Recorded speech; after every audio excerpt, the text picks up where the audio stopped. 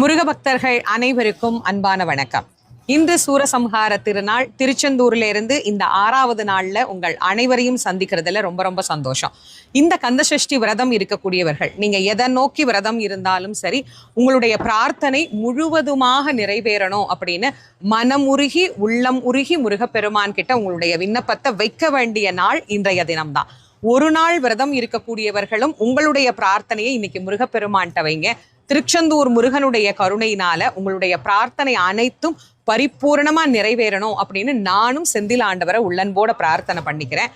ஒரு நாள் விரதம் இருக்கிறவங்களும் 7 நாள் விரதம் இருக்கிறவங்களும் சூரன் தலை விழுந்த உடனே கண்டிப்பா குளிக்கணும். குளிச்சுட்டு ஷட்கோண தீபம் ஏற்றி முருகப்பெருமானுக்கு நெய்வேத்தியம் வச்சு வழிபாடு பண்ணுங்க.